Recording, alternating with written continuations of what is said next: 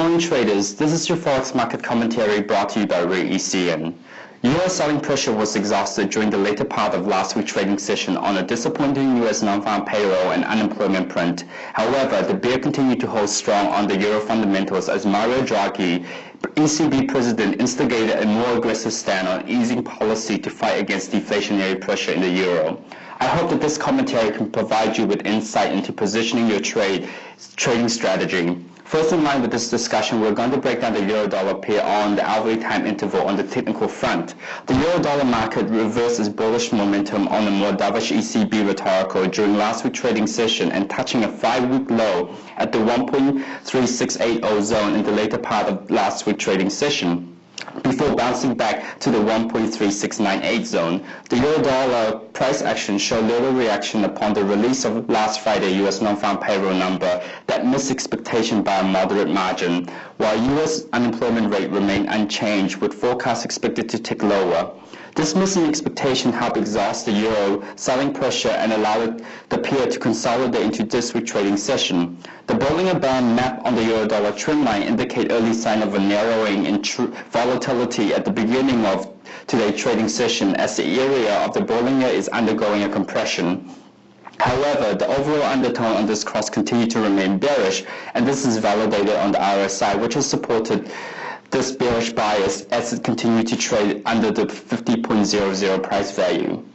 Sell signal on the euro-dollar pair has slowly come into a phase of exhaustion as it bounced off the strong sell pressure in the later part of last Thursday trading session. Nevertheless, the CCI continued to flash sell recommendation on the euro-dollar pair. Analysis of a collection on the hourly time interval on the euro-dollar market suggests a temporary bearish market sentiment and recommend short positions on the euro. The hourly chart showed that the single currency opened today Sydney trading 1 pip above the Fibonacci support at 1.3697, while the short-term Fibonacci resistance is set at 1.3707. Ever since last week ECB announcement, the euro dramatic tumble from the 1.3800 level back down to the intra-week bottom at 1.3600 zone, and in the process, the trend price action broke below the 200-day simple moving average. This bearish euro market sentiment is carried forward onto this week's trading session as the pair continued to remain below the 200-day simple moving average. This trend holds great significance as 200-day simple moving average contain more or less a 1 year's worth of trading data and it forecasts long-term market sentiment, and currently the pair are trading below the 200-day simple moving average, which is indicative of a long-term bearish market sentiment on the cross moving forward. This bearish view is also validated on the short-term moving average front as the euro-dollar pair opened today's Sydney trading session above the 5, 10, 20 and 30-day simple moving average, which is collectively indicative of a sell recommendation on the technical front. Now moving on to the fundamental front on the euro-dollar market, the most highly anticipated report released last week was the Friday U.S. non-farm payroll and unemployment report. Both missed analyst expectations. The U.S. Labor Department reported the U.S. economy only added 192,000 jobs in the month of March, shy of an analyst expectation of a 200,000 reading. Unemployment rate also disappointed expectation as well by remaining unchanged at 6.7% rate when forecast expected to read at 6.6%. Despite this disappointing trend, both unemployment and U.S. non-farm payroll number did not miss expectation by a big margin. Therefore, the market expectation on the Fed to continue to remain committed to the continuity of its tapering has remained largely intact and robust. The fundamental on the greenback is beginning to show early signs of gaining traction as the market begins to discount relative monetary differential between the ECB, who have been aggressively dovish as of late, against the Federal Reserve, who have hinted a timeline of interest rate hike in mid-2015. This interest rate expectation can be a compelling factor that can help the greenback to break out from the 1.3600 multi-month trading support on the euro.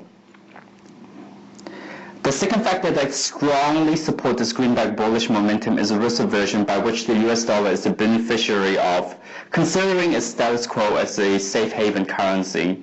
Take, for example, the S&P 500 corrected 1.3% to the downside on the disappointing US non-farm payroll print last Friday. Quite often, when the equity market corrects or tumbles, It is driven by fear.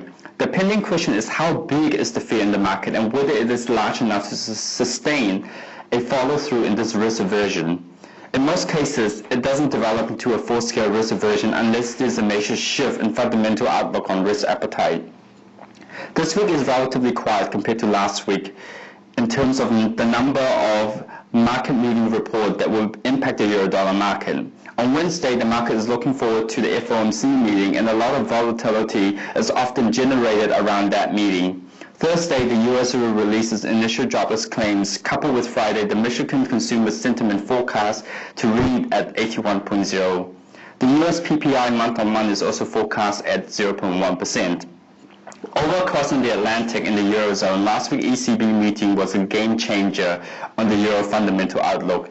ECB President Mario Draghi instigated an aggressive rhetorical which was responsible for the Euro sell-off by pursuing a more aggressive monetary policy standpoint to combat impending deflationary concern by employing all measures which included more QE program and negative interest rate policy.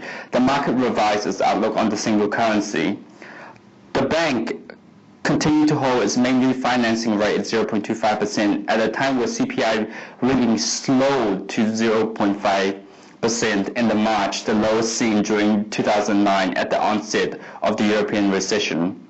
Many ECB policymakers had voiced their concern over the elevated strength of the euro and the forex market numerous times, and quite often the euro resilient how it rebounds back from the verbal intervention. But this time, ECB verbal intervention are backed up by strong easing policy, and now the market are beginning to price in a bearish fundamental on the euro moving forward. In conclusion, I want to thank all our listeners for spending their time with us. Until then, have a successful trading week, everybody.